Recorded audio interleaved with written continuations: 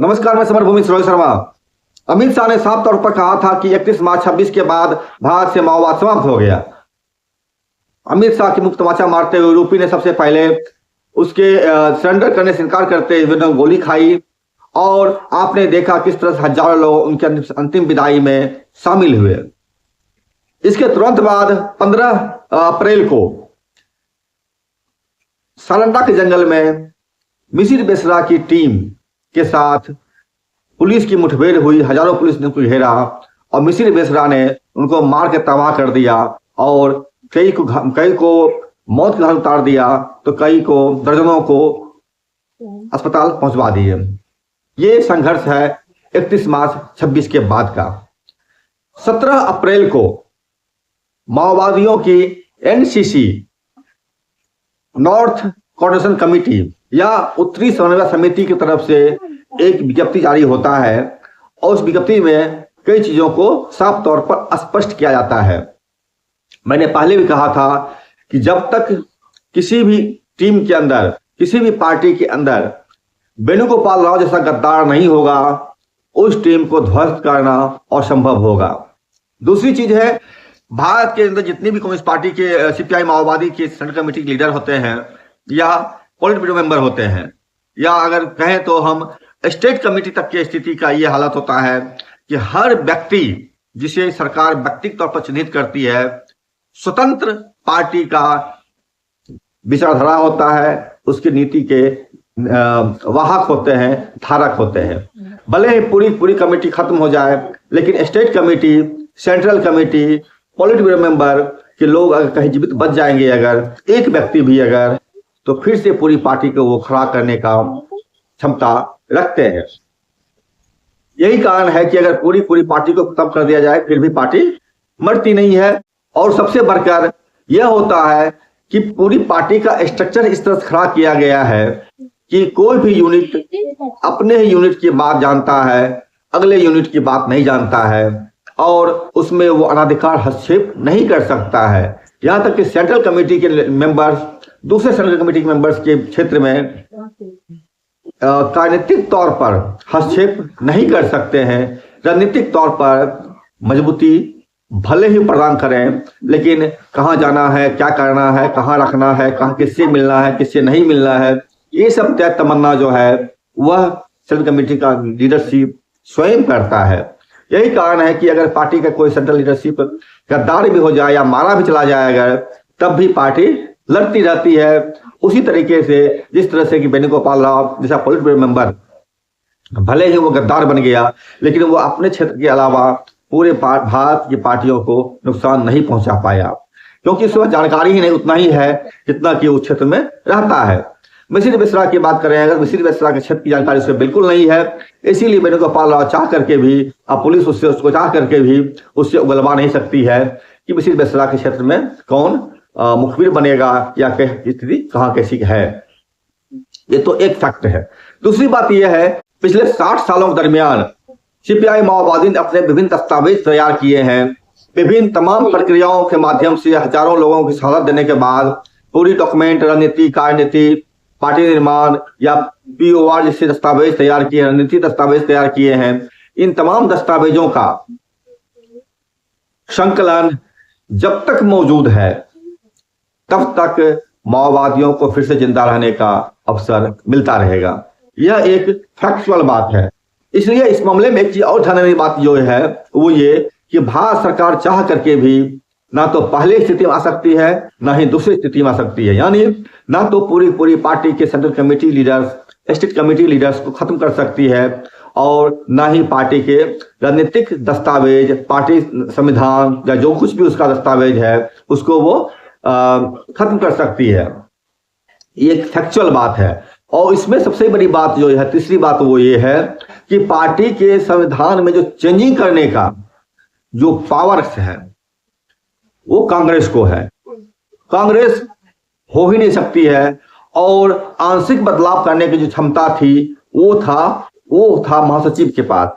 महासचिव यानी बासवराज आज इस दुनिया में नहीं है और यही कारण है कि बासवराज अपने अंतिम शब्द तक भी सरेंडर के पक्ष में नहीं रहे और वो लगातार लड़ाई के पक्ष में रहे।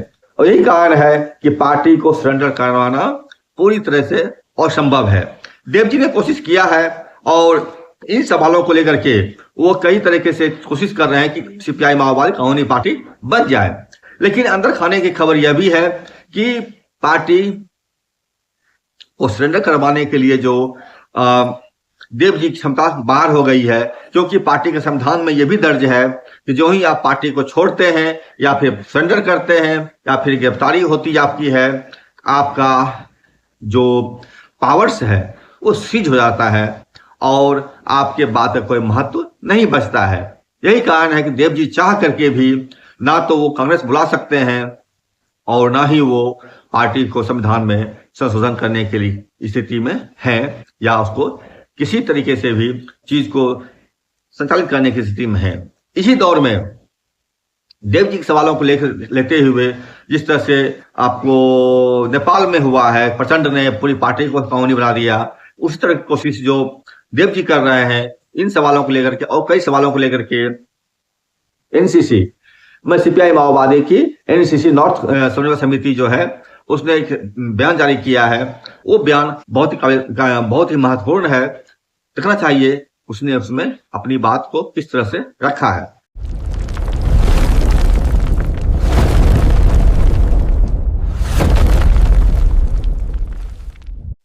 भारतीय कम्युनिस्ट पार्टी माओवादी की ओर से जो कमेटी है, नॉर्थ कोऑर्डिनेशन कमेटी एनसीसी या उत्तर समन्वय समिति की तरफ से जो बयान जारी हुआ है, क्योंकि लगातार अभी नॉर्थ समन्वय समिति की तरफ से बयान जारी हो रहे हैं, पार्टी की जो मूल ढांचा था उसके तरफ से बयान जारी नहीं हो पा रहा है।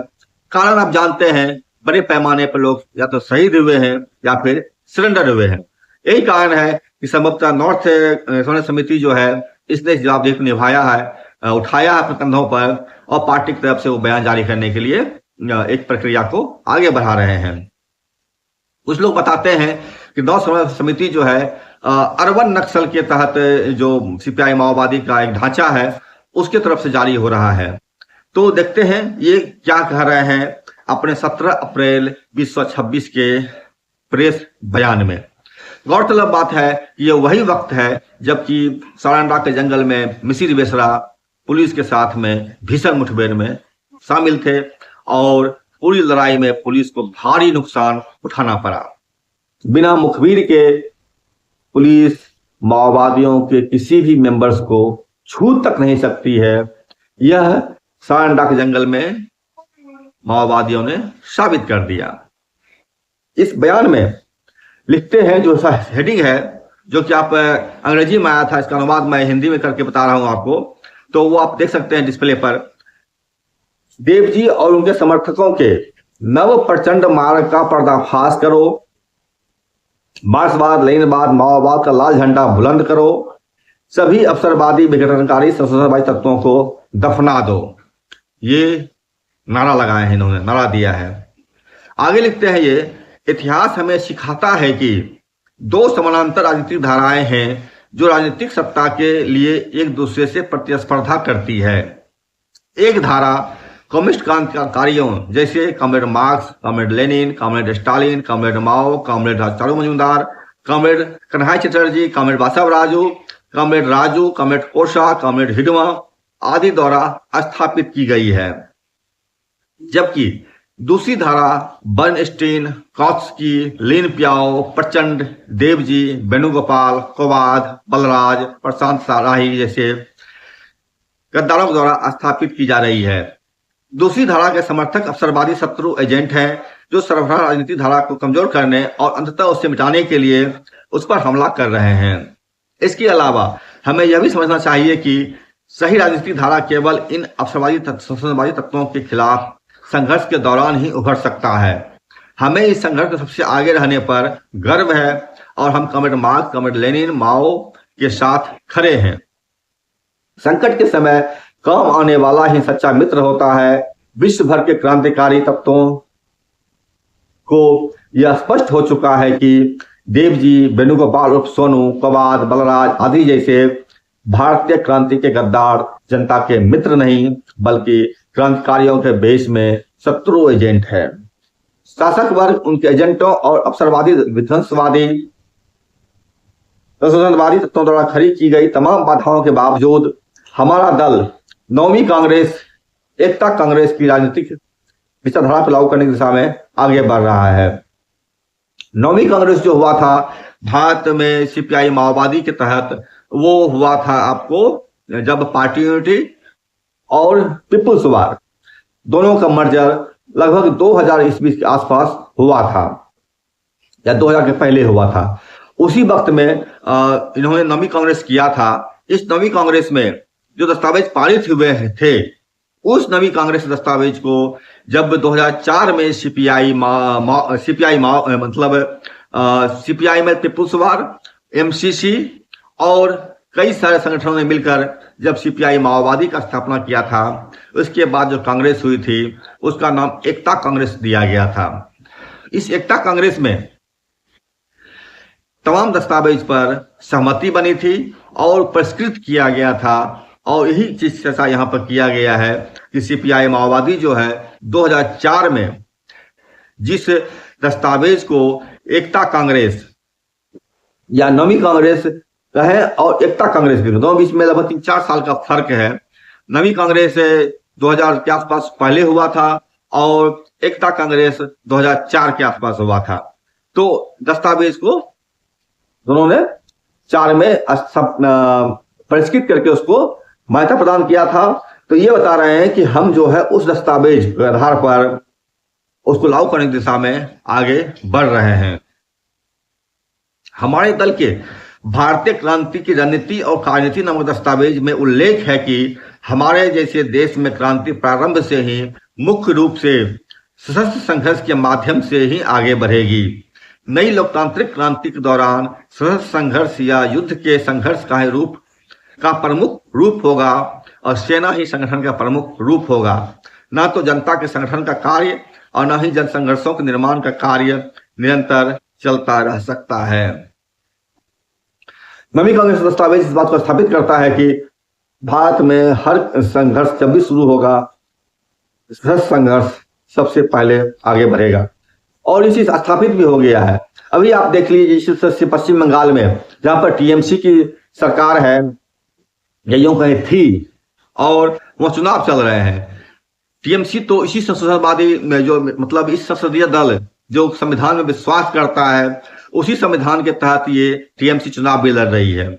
उसको उखाड़ फेंकने के लिए भाजपा जैसे पार्टी ने जो सत्ता में आज मौजूद है, अमित शाह और मोदी डंडा गाड़ करके पश्चिम बंगाल में बैठे हुए हैं। 2.5 लाख आर्मी को उतारा गया है। एक से बढ़कर एक भ्रष्ट संघी आईपीएस अफसरों को बतौर चुनाव पर्यवेक्षक के तौर पर बंगाल में तैनात किया गया है और जनता को आतंकित कर रही है, जनता को पीट रही है। चुनाव आयोग उन लोगों का नाम काट के फेंक दिया है जो कि टीएमसी के समर्थक थे या भाजपा के विरोधी थे। तो इस तरीके से आप समझ सकते हैं कि जब इस संसदीय दल के ही एक गुट जो जनता का सेवक तो कतई नहीं है, लेकिन जब वह भी चुनाव लड़ रहा है, उसको खत्म करने के लिए बाय फोर्स वहां पर फोर्स को उतारा गया है और बकायदा शारीरिक तौर पर आतंकित किया जा रहा है। अभी एक वीडियो में आया था सामने में, जिसमें कि 4-5 महीने के बच्चे को पुलिस ने पीटा है।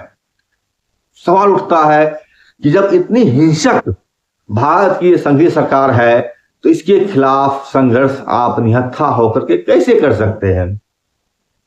14 के बाद परिस्थिति बहुत ज्यादा बदली है और इस बदली हुई परिस्थिति में साफ हो गया है, अब मतलब 26 तक जो चीज दिख रहा है, इस सरकार के खिलाफ अगर आप धरना भी देते हैं, अगर आप प्रोटेस्ट भी करते हैं, यहाँ तक कि आप अगर अनशन भी करते हैं, तब भी आप पुलिस द्वारा क्रूर तरीके से हत्या कर दी जाएगी आपकी। आपको देशद्रोही, आपको आतंकवादी बताया जाएगा।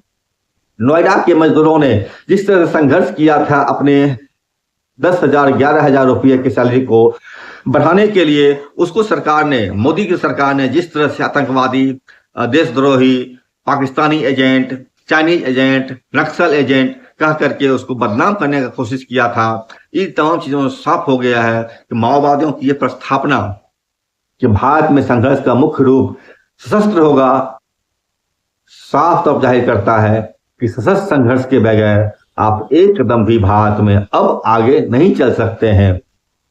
आप मिटा दिए जाएंगे, आपका कत्ल कर दिया जाएगा, आपको देशद्रोही बता करके जिलों के अंदर में ठूस दिया जाएगा।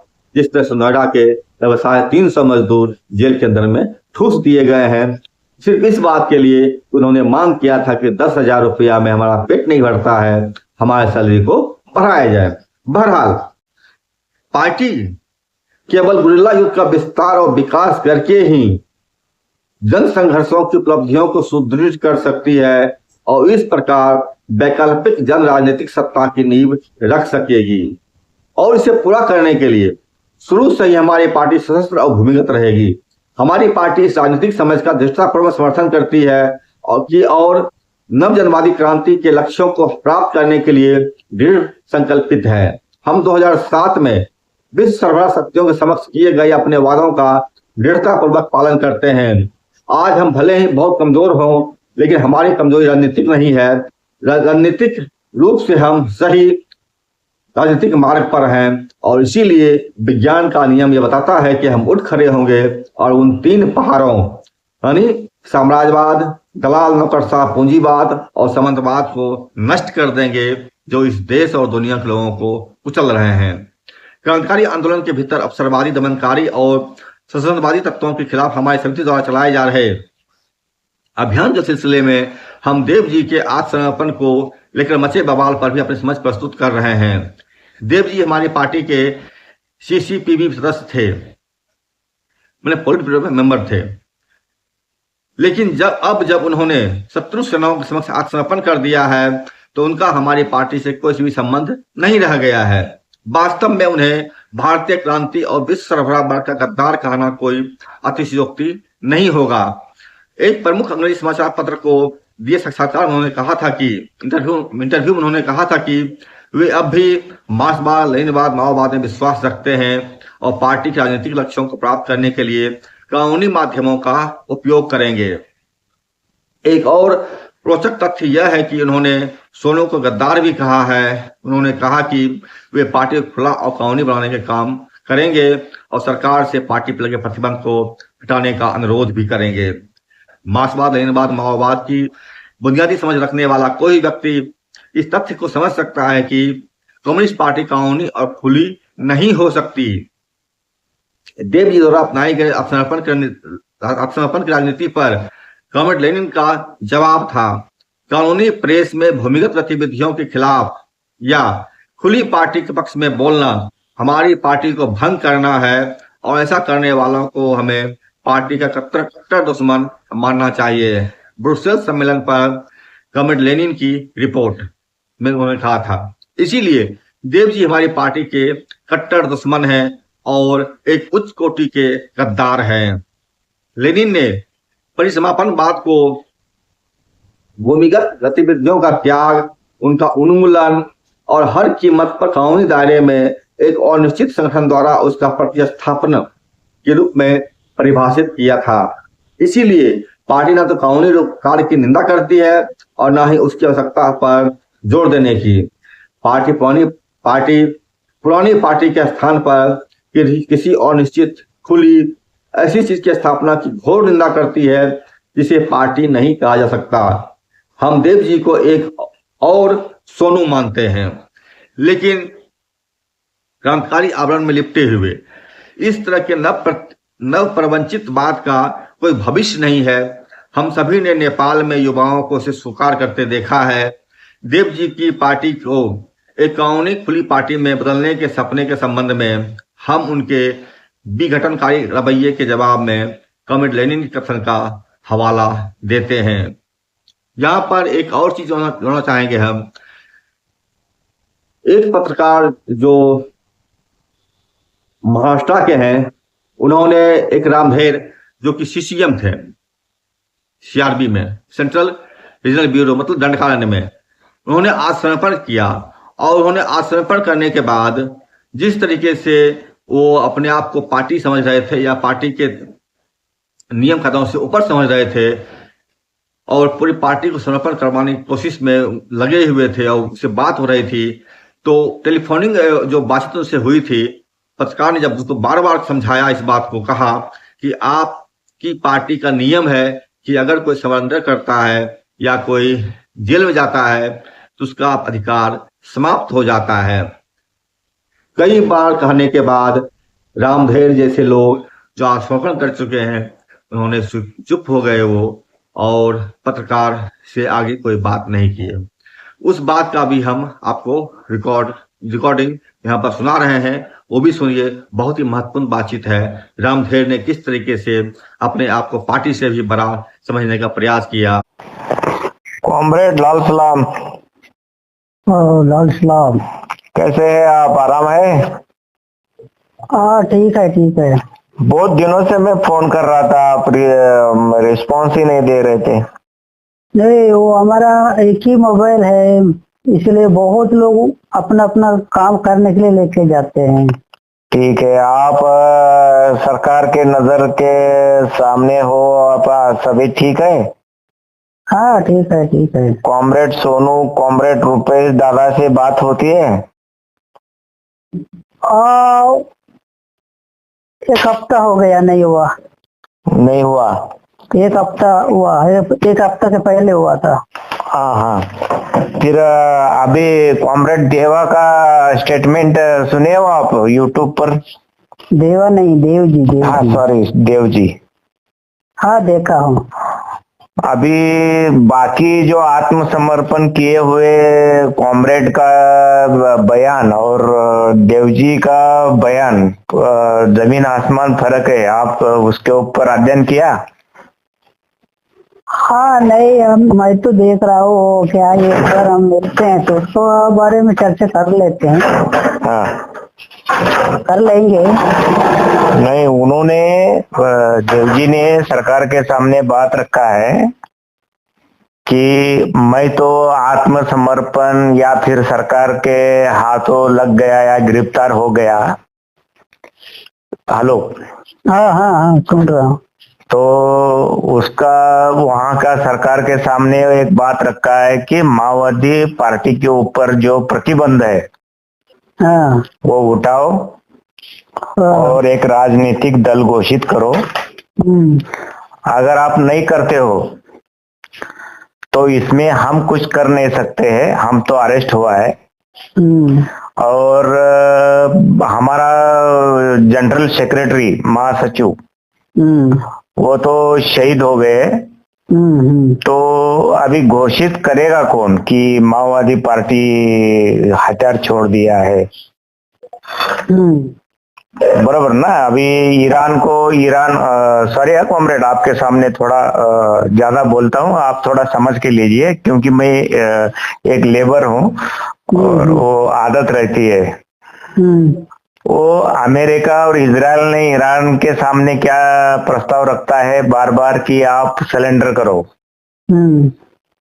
तो सरेंडर करने के लिए वहां की सरकार रहती है, वहां का एक सिस्टम रहता है, बराबर है, वहां का एक राष्ट्र अध्यक्ष रहता है। लेकिन माओवादी पार्टी के पास कौन है कि सरेंडर करने के लिए?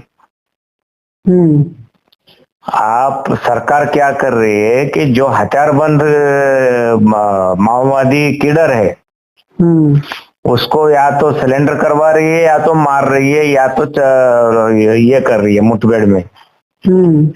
लेकिन अधिकार के रूप में से माओवादी पार्टी सरेंडर करने के लिए कोई तो महासचिव होना चाहिए। अगर महासचिव नहीं है तो केंद्रीय कमेटी तो होना चाहिए।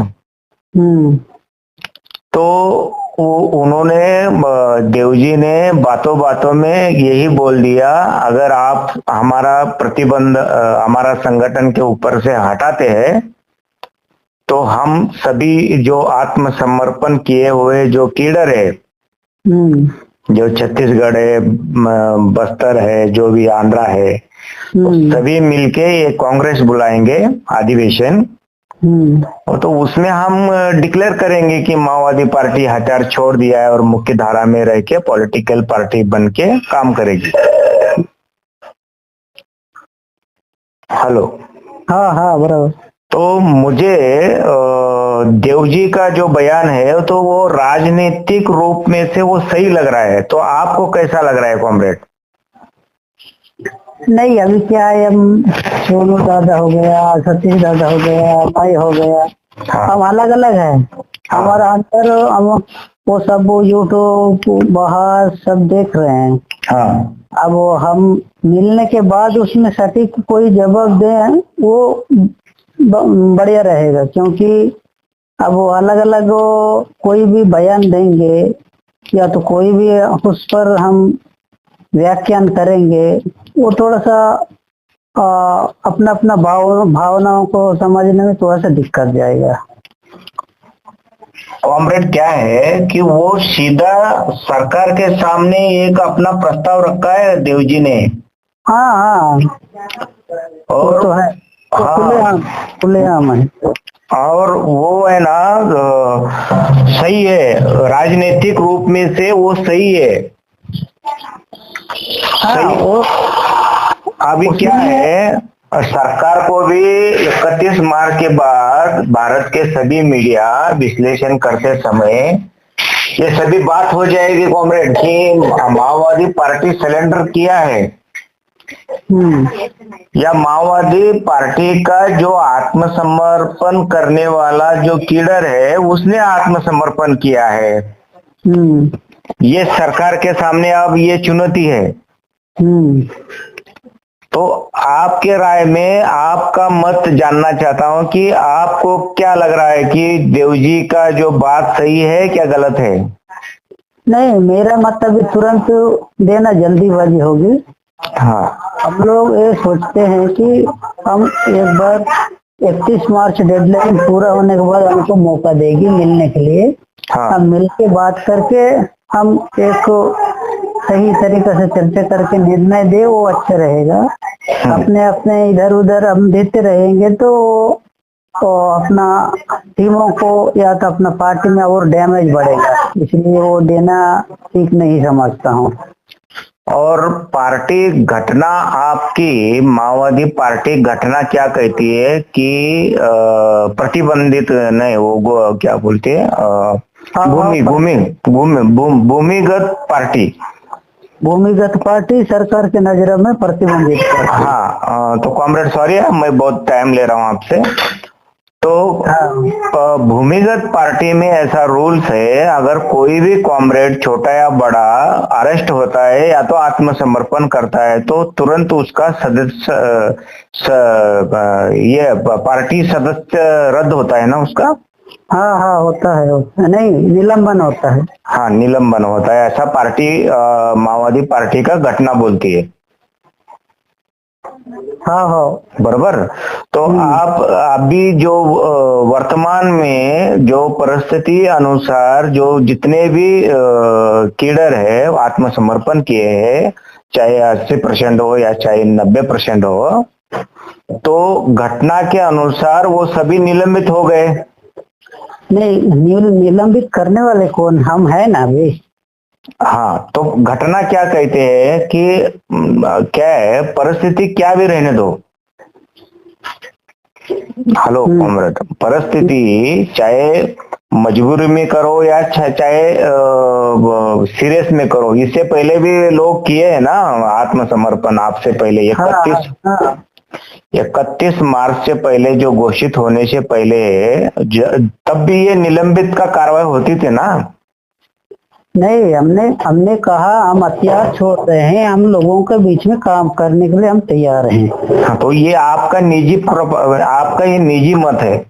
नहीं, मतलब मेरा निजी मत है, उधर सोनू का निजी मत है, उधर सतीश का निजी मत है। हाँ, तो पार्टी का संविधान, हम ये सोचते हैं अलग अलग हम टीमों के रूप में आए, एक बार मिलके सभी कैडरों को एक साथ लाने के लिए, और सभी अलग अलग हो गए, उन सबको एक साथ लाके आगे हमारा लोगों के बीच में क्या रहेगा। नहीं नहीं, वो हो गया, वो आपका निजी मत है। हमारा सदस्यता को रद्द करने वाला दूसरा तो हो ही नहीं सकता। सरकार तो नहीं क्या, वो सरकार उसका हिसाब तो कर लेगी, लेकिन हमारा पार्टी के हिसाब से नहीं, पार्टी कॉमरेड, अभी इसमें सरकार का कुछ दखल अंदाज नहीं है। सरकार अपना काम कर रही है, चाहे वो सिलेंडर करे या ना करे, वो अपना काम करते रहेगी। उनका सरकार का एक अलग संविधान है, बरोबर। तो पार्टी का, माओवादी पार्टी का भी एक घटना है ना। हाँ, वो अपना हिसाब से उनका संविधान में वो हमको रद्द मानेगा, निलंबित वो निलंबित नहीं मानेगा, वो सीधा सीधा वो सरेंडर पार्टी के तहत वो उनका हिसाब से मानेगा। लेकिन हम कहते हैं लोगों के बीच में काम करना, लोगों के बीच में जो बचे हैं वो जाके काम करेंगे। इसलिए जो बचे हुए साथी है वो सभी मिलके आज का परिस्थिति और हमारा कमजोरी और आगे क्या करना, वो बचे हुए साथी हम मिलके काम हमारा सदस्य कोई दूसरा रद्द कर नहीं सकता। नहीं, आपका मतों से, आपकी बातों से मैं सहमत हूँ, लेकिन ये आप वास्तव सोनू दादा या मैं भी वो वीडियो निकालूंगा, पूरी भारत के सामने रखूंगा मेरी बात। लेकिन आप ये समझ के लीजिए कि सीधा सीधा माओवादी पार्टी में दो गठ हुआ है। एक गठ है आत्मसमर्पण करने वाला है और दूसरा गठ है लड़ने वाला है। ये आप ये सत्य को नकार नहीं सकते। और सुन रहे हैं ना कॉमरेड? हाँ हाँ। तो ये है ना, 2026 में बात कर रहे हैं हम। ये जो माओवादी पार्टी या नक्सल मूवमेंट जब शुरू हुआ, उस टाइम से ये चलता आ रहा है। आप और हम नया है, आप मेरे से भी सीनियर है, लेकिन जो वर्तमान में जो कॉमरेड आ रहे हैं सभी नए हैं। लेकिन पार्टी का जो भी दुनिया का सभी कम्युनिस्ट पार्टी का एक घटना रहती है, और वो घटना कहती है कि घटना के दायरे में अगर वो किलर काम करेगा तो उसको सही पार्टी का कार्यकर्ता मान लिया जाता है। अगर पार्टी का विरोध में काम करेगा तो उसके ऊपर निलंबित कार्रवाई होती है।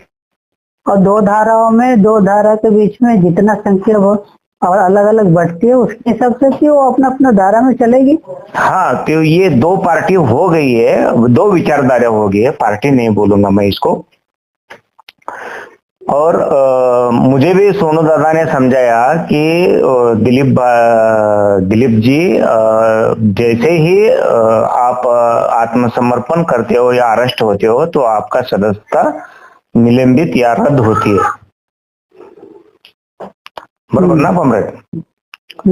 तो घटना के हिसाब से अब तक जो माओवादी कैडर जो आत्मसमर्पण किए हैं, मुख्य धारा में आए हैं, वो अच्छी बात है, स्वागत है मेरे नजर में तो। लेकिन आने से पहले भूतकाल में जो पार्टी था, वो पार्टी का घटना कहती है कि अगर ये पार्टी के विरुद्ध जा रही तो वो निलंबित माना जाएगा। वो शासक वर्ग कहेगी। हाँ जी, शासक वर्ग कहेगी। मैं समझा नहीं इस वर्ड को। मतलब निलंबित का मतलब शासक वर्गों ने कहेंगे। हाँ, तो अभी एक नाम भूल रहा हूं मैं, पापाराव, कॉमरेड पापाराव। वो तो अभी तक आत्मसमर्पण करने का या मुठभेड़ का कुछ, उसका भी कुछ ये नहीं मिल रहा है सुराग। और दूसरा है कॉमरेड गणपत राव, गणपति, बरोबर ना? तो इनका भी कुछ नहीं मिल रहा है। तो आप या आप और मैं और मीडिया, भारत की मीडिया और भारत की सरकार कैसे मान लेती है कि माओवादी पार्टी अब खत्म हो गई है? और कॉमरेड देवजी सीधा सीधा सरकार के घर में रहकर चैलेंज कर रहे हैं। वो कॉमरेड देवजी वो बोल रहे हैं कि अगर हमारा मांग पूरा नहीं होती है तो पार्टी घोषित कौन करेगा? तो ये देवजी का सही लग रहा है, राजनीतिक रूप में से वो उनका स्टेटमेंट सही लग रहा है। अगर सरकार को माओवादी हथियार छोड़ा है ये घोषित करने के लिए आपका बात मानना चाहिए। अब क्या मानना चाहिए कि माओवादी पार्टी के ऊपर में से सभी माओवादी पार्टी आत्मसमर्पण किया है और इनका पार्टी का अगर राजनीतिक रूप में से ये लोग काम करेंगे तो नया पार्टी जो भी उनका नाम रहेगा वो पार्टी के ऊपर कोई कार्रवाई या निलंबित नहीं माना जाएगा। तो ये सही लग रहा है मुझे, आपको कैसा लग रहा है कॉमरेड? हाँ, वो सही गलत तो अभी उसका मैं व्याख्यान नहीं कर सकता। अब वो करना भी ठीक नहीं है अकेले। हाँ सही है। अब क्या है, आप मीडिया के थ्रू आपने पूछ रहे हैं, ठीक है, मिलके उसका क्या रूपरेखा रहेगा उसकी सबसे आगे आपको बताया जाएगा। अभी क्या है कॉमरेड, अभी मैं तो सरकार को भी मेरी बात रखूंगा, मैं भी इंडियन नागरिक हूँ, मैं भी मेरे प्रधानमंत्री को पूछूंगा, मैं भी मेरे गृह मंत्री को पूछूंगा, है ना कॉमरेड, कि भाई इसमें लाभ कितना हुआ, तोटा कितना हुआ, देश को क्या मिला। कभी कभी मुझे कॉमरेड आपके सामने बात रखता हूँ, कभी कभी मुझे ऐसा लग रहा है कि अमेरिका जो है उसका जो गुप्त यंत्रणा है, जैसे ही भारत सरकार माओवादी के ऊपर लक्ष्य केंद्रित किया तुरंत उसने उधर हमला कर दिया ईरान के ऊपर, इजराइल को लेके। तो भारत सरकार की नजर हटाई और उधर ईरान के ऊपर हमला कर दिया और भारत के ऊपर क्या परिणाम हो गया, महंगाई बढ़ गई और पेट्रोल बढ़ने की अभी गुंजाइश बन रही है, पेट्रोल बढ़ जाएगी या फिर गैस का दिक्कत हो रहा है। तो ये तरह का वो अमेरिका ने अर्थव्यवस्था पर हमारे ऊपर हमला कर दिया। और इससे पहले मैंने एक वीडियो बनाया था कि हमारे भारत के सुरक्षा यंत्रणा को बोला था कि अमेरिका के ऊपर नजर रखो और उसके ऊपर भरोसा मत करो। अभी अमेरिका ईरान के ऊपर हमला कर रहा है तो अमेरिका को ये मालूम था ना कि इसका परिणाम क्या होने वाला है।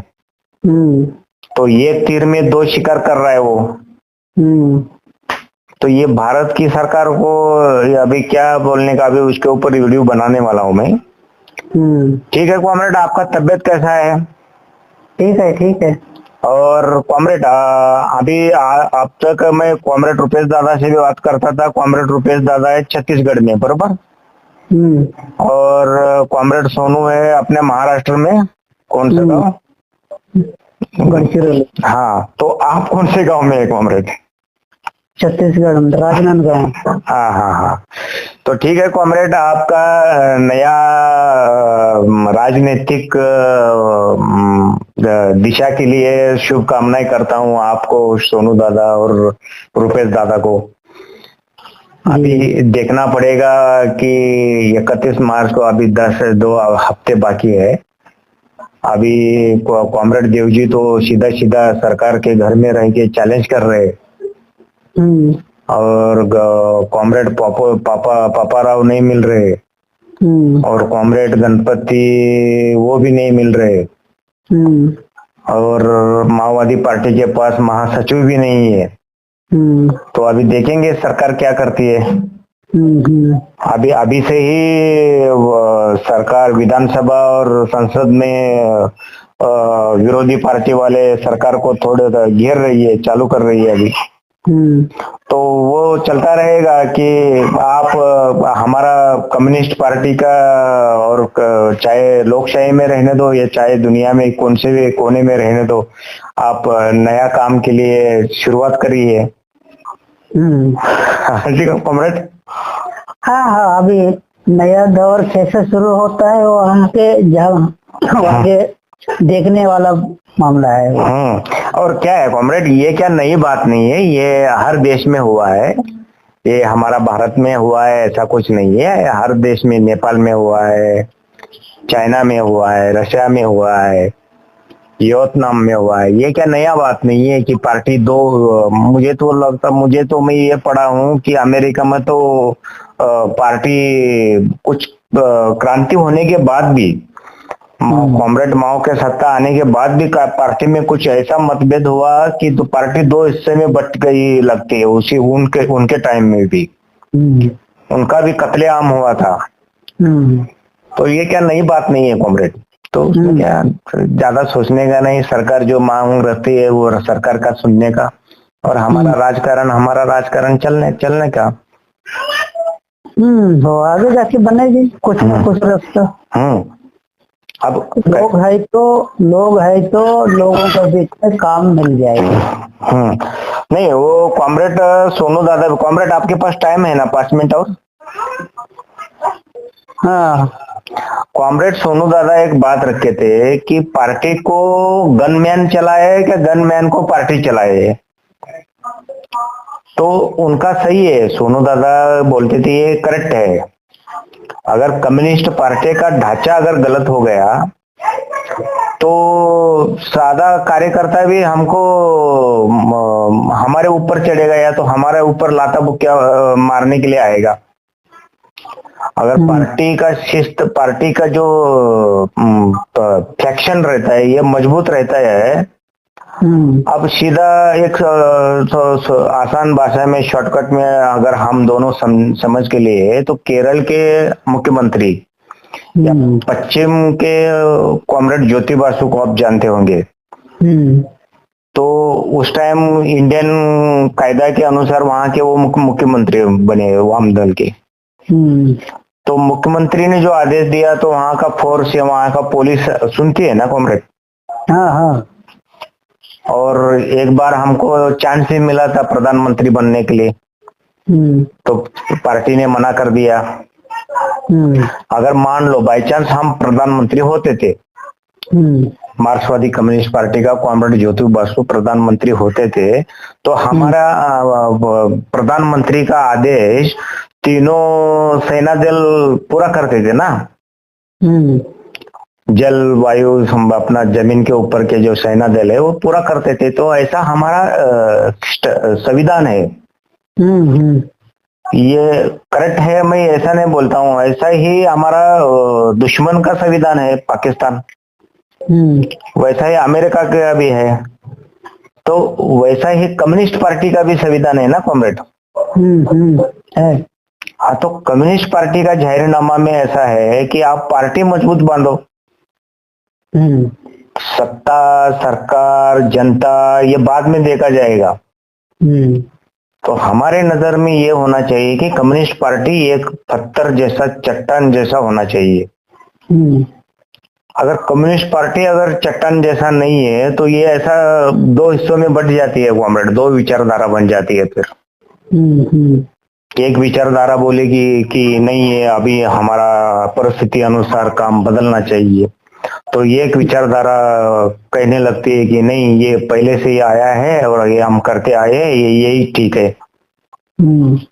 तो इसके पीछे एक ही वजह है कि कम्युनिस्ट पार्टी मजबूत नहीं है, या तो कम्युनिस्ट पार्टी इसको बांधा गया नहीं है। और उसमें मुझे लग रहा है कि पिछले 2-3 साल पीछे कुछ तो छोटे मोटे संगठन मिलके एक माओवादी पार्टी बन गया था ना कॉमरेड। तो ये पूरी तरह से उसमें ये नहीं हुआ है, बंधा हुआ नहीं है कि भाई हम सब मिलके बनाए थे, नहीं अभी नहीं जम रहा है, तुम तुम्हारे रास्ते जाओ हम हमारे रास्ते जाते हैं, ये उसका नतीजा निकल रहा है। तो कम्युनिस्ट पार्टी रहने दो या कोई भी गलती हो गया तो वो गलती किसी के जान के ऊपर आता है कॉमरेड। आज मैं मेरे घर में ठहरा के बैठ के मैं ये जो आपके साथ बात कर रहा हूँ, मान लो आप अगर आत्मसमर्पण कॉमरेड नहीं रहते थे तो आप अभी तक आत्मसमर्पण नहीं किया है। अगर बाय चांस मैं किसी के कांटेक्ट में आया रहता था इससे पहले, तो आप, मेरा तो लेन देन नहीं है, मेरे जैसे कितना जेल में है अब तक आपके नजर में है भी, तो इसका एक ही कारण रहता है कि पार्टी के पास अगर कोई मजबूत विचारधारा नहीं रहेगी या तो संगठन थोड़ा लीक हो गया तो किसी के जान के ऊपर आता है। उदाहरण है कॉमरेड हेडमा के इनकाउंटर। तो ऐसा है कॉमरेड। तो आगे आप कॉमरेड सोनू दादा, कॉमरेड रुपेश दादा, आप क्या विचार करते देखिए। तो कम्युनिस्ट पार्टी का एक नियम है कि आप कौन सा भी किधर भी रहो, आप एक कम्युनिस्ट पार्टी का सदस्य होना चाहिए। ठीक है, हम रिव्यू करते हैं। रिव्यू करने के बाद क्या परिणाम निकाला तो उसके हिसाब से आगे रास्ता साफ होगी। हाँ, देखिए अभी क्या आप सीनियर लोग हैं, मैं तो छोटा हूँ। मैं आपके साथ एक पत्रकार के रूप में से ही बात करूंगा, बाकी कुछ नहीं। ठीक है, तो बीच बीच में कॉमरेड मेरा फोन उठाइए ताकि मैं आपके साथ या रुपेश दादा, सोनू दादा 31 मार्च तक ही मैं आपके कांटेक्ट में हूँ। उसके बाद आपके पास मेरा कांटेक्ट रहेगा, मेरे पास आपका कुछ नहीं रहेगा। नहीं, ठीक है ना। हाँ कॉमरेड, तो हमारे पास है ही। हाँ comrade. Okay comrade, good night, लाल सलाम। लाल सलाम। तो ये आप रिकॉर्डिंग सुन लिया आपने। तो ये समझिए कि किस तरीके से ऐसे अवसरवादी लोग जो कि खुद को सरेंडर करते हैं दुश्मनों को सामने, जनता के साथ गद्दारी करते हैं, वो किस तरह से अपने आप को 30 मार खां या बहादुर समझने का प्रयास करते हैं और किस तरह से लोगों को धमकाने का भी कोशिश करते हैं कि मैं ही पार्टी हूं, मैं ही सब कुछ हूं। खैर, आगे इसमें जो पत्र में लिखा गया है जिसमें उन्होंने कहा था कि लेनिन ने क्या कहा था इस संबंध में, वो सुन लेना चाहिए। आगे लिखते हैं ये पत्र में, लेनिन का हवाला देते हुए, मार्क्स का हवाला देते हुए, कॉमरेड मार्क्स ने कहा था कि अवसरवादिता की पहचान फियर है। कॉमरेड राजूदा, कोसादा, कॉमरेड हिडमा सभी के सामने यही स्थिति थी, लेकिन उन्होंने पार्टी की राजनीतिक विचारधारा के लिए शहीद होना चुना। यह राजनीतिक विचारधारा उनके लिए अपनी जान से अधिक प्रिय थी, लेकिन देवजी जैसे व्यक्ति के लिए विकल्प नहीं था। उन्होंने विघटनवाद को चुना। विघटनवाद के बारे में बात करते हुए लेनिन ने कहा था, विघटनवाद वह अवसरवाद है जो पार्टी को त्यागने की हद तक चला जाता है। यह स्पष्ट है कि यदि पार्टी में वे लोग शामिल हों जो इसके अस्तित्व को नहीं मानते तो पार्टी का अस्तित्व नहीं रह सकता। यह भी उतना ही स्पष्ट है कि मौजूदा परिस्थितियों में भूमिगत गतिविधियों का त्याग करना पुरानी पार्टी का त्याग करना है। कुछ मीडिया संस्थान पार्टी में आंतरिक फूट का रोना रोते रहते हैं, लेकिन ये अज्ञानी लोग नहीं समझते कि पार्टी को तोड़ने वालों से संघर्ष किए बिना पार्टी निर्माण का कार्य करना भी असंभव है। इसीलिए हम ये दोहराना चाहते हैं कि पार्टी में फूट जैसी कोई बात नहीं है। हम जो कुछ भी कर रहे हैं वह पार्टी के भीतर मौजूद सत्ताधारी वर्ग के तत्वों द्वारा किए जा रहे विघटनवाद के खिलाफ संघर्ष है।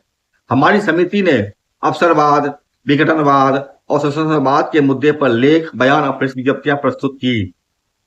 दुनिया भर के लोगों ने सोनू का पर्दाफाश कर दिया था, इसीलिए क्रांतिकारियों की श्रेणी में भ्रम पैदा करने के लिए सत्ताधारी वर्ग को देव जी का चेहरा आगे लाना पड़ा। साथियों, हमें निराश नहीं होना चाहिए, हमें अपना लक्ष्य नहीं खोना चाहिए। भारत में क्रांतिकारी कम्युनिस्ट आंदोलन को इस तरह का गंभीर झटका पहली बार नहीं लग रहा है। इससे पहले 1970 के दशक में ही हमें ऐसा ही झटका लगा था। कॉमरेड चारू मजूमदार की शहादत के बाद पार्टी बिखर गई थी और कई अवसरवादी ताकतें अस्तित्व में आ गई थी। कई छोटे छोटे गुट बन गए। देश में क्रांति का कोई केंद्र नहीं बचा था। फिर भी हम गुरिल्ला सैन्य अड्डे के क्षेत्रों को पुनर्जीवित और विकसित करने में सफल रहे। वर्तमान में हमारे पास अभी भी प्रमुख समितियां हैं और हमारी केंद्रीय समिति राजनीतिक क्षेत्रों में जनयुद्ध का नेतृत्व कर रही है। जीत हमारी है। जार की सबसे क्रूर और निर्दयी ताकतें भी हमें पृथ्वी के आधे गोलार्ध पर लाल झंडा फहराने से नहीं रोक सकी। हम उसी विरासत के वाहक हैं। हम अवसरवादी, विनाशकारी, संशोधनवादी तत्वों को परास्त करेंगे और नवजनवादी क्रांति की ओर, समाजवाद की ओर और अंततः साम्यवाद की ओर बढ़ेंगे। जारीकर्ता NCC CPI माओवादी 17 अप्रैल 2026। ये प्रेस विज्ञप्ति का मजमून था। इस मजमून ने एक चीज स्पष्ट किया है कि पार्टी को जिस तरह से खत्म करने के बाद बार बार ये सोनू वेणुगोपाल जैसे या अमित शाह या मोदी जी ने साफ साफ कहा था पार्टी खत्म हो गई है 31 मार्च 26 के बाद, तो इस पर कड़ा तमाचा है, पार्टी समाप्त नहीं हुई है, पार्टी लड़ रही है। बहरहाल जिस तरह से अवसरवाद एक के बाद एक बढ़ता चला जा रहा है, पार्टी के अंदर गद्दार बन रहे हैं, और जिन क्षेत्रों में पार्टी में गद्दार नहीं बन पाए या फिर पुलिस वहां घुसपैठ नहीं कर पाई, अपने जासूस वहां नहीं घुसा पाई, वहां पार्टी आज ही मजबूती से लड़ रही है। और एक मजेदार चीज यहाँ बताना चाहेंगे आपको हम, विगत दिनों झारखंड में ही जिस तरह से अनल दास की 17 टीम को पुलिस ने मार गिराया था, उसके बारे में भी एक रिपोर्ट आई थी। जो वहां के लोगों ने बताया था वो ये था कि अनल दास के साथ एक ऐसा व्यक्ति घुसा हुआ था जो गिरफ्तार हुआ था, जेल गया था, जल्दी ही जेल से उसको रिहाई मिल गई थी, और वह आकर के अनल दास के पार्टी में फिर से एक बार जुट गया, और कई दिन तक, कई महीने तक गुप्त रूप से काम करने के बाद एक बार की पुलिस को रुखसत देता है, और पुलिस आकर के पूरी रास्ता को घेर लेता है और मार डालता है। इन चीजों से साफ पता चलता है कि अगर विभीषण ना हो तो माओवादियों को खत्म करना किसी भी सरकार के बूते से बाहर की बात है। मुख्य खतरा विभीषण है। पार्टी की जो मजबूत चीज है वो यही है कि पार्टी की कमेटी मौजूद है, और पार्टी का दस्तावेज जो है वह भी मौजूद है। जब तक कमेटी रहेगी, जब तक दस्तावेज रहेगा, पार्टी फिर से निर्माण कर लेगी, अपने आप को फिर से पुनर्जीवित कर लेगी अपने आप को। यह एक मैसेज था जो कि सीपीआई माओवादी के उत्तर समन्वय समिति की तरफ से जारी किया गया था। इस बातचीत कैसा लगा आपको, आप कमेंट करके जरूर बताएं, और इसके साथ ही अगर लाइक कर लें, सब्सक्राइब करें, शेयर कर लें, और हमारे साथ जुड़े रहें। शुक्रिया। Yes, समरभूमि, let's go! यहाँ चलती ना कोई सिफारिश, इरादे फौलाड़ी, बस जीत की ख्वाहिश। ये समरभूमि, रांझों का मैदान, दुश्मन के कैंप में मचा देंगे घमसान। हर move calculated, mind sharp like a blade, top tier performance we never degrade. ये समरभूमि है अल्टीमेट शोडाउन, देखो हमारा ही चलता यहाँ पे काउंटडाउन। समरभूमि में जीत हमारी, दुश्मन की अब आई है बारी, खेल का मैदान हम है खिलाड़ी, समरभूमि में जीत हमारी। Yes,